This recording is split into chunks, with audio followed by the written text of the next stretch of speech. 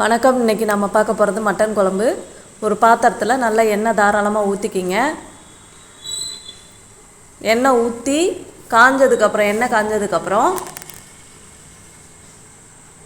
இதில் பட்டை, கிராம்பு, ஏலக்காய், சோம்பு, பிரிஞ்சி இலை இதெல்லாம் போட்டு தாளிக்கணும்.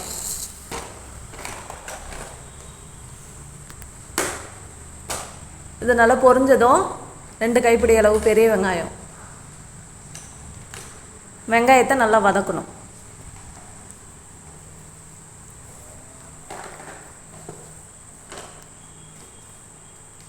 எண்ணெய் பிரிஞ்சு வெளியில் வர அளவுக்கு வெங்காயத்தை வதக்கிட்டு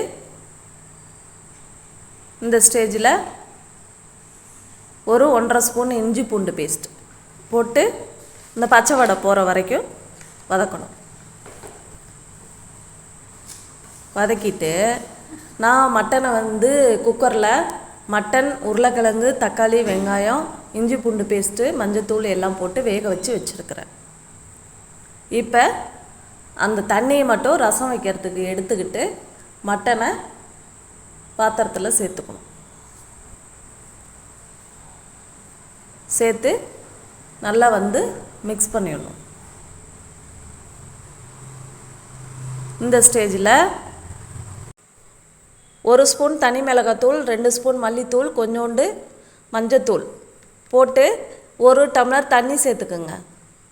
சேர்த்து நல்லா மிக்ஸ் பண்ணி விட்டுவிடுங்க. தேவையான அளவு உப்பு போட்டுக்குங்க. போட்டு நல்லா கொதி வந்ததும் நான் தேங்காய் கூட முந்திரி பருப்பு, கசகசா, கொஞ்சம் சோம்பு இதெல்லாம் போட்டு அரைச்சி சேர்த்துருக்குறேன். சேர்த்து நல்லா கிளறி விட்டு குழம்பு நல்லா கொதிக்கட்டும்.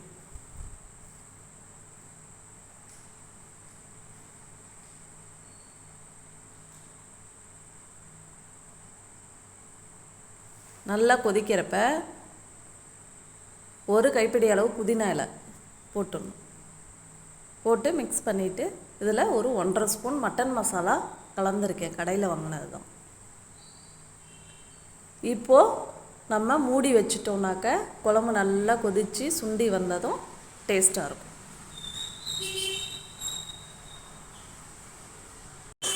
குழம்பு நல்லா சுண்டினதும் கொஞ்சம் பூண்டு பொடி பொடியாக கட் பண்ணி கருவேப்பிலையும் போட்டு தாளித்து ஊற்றிடணும்.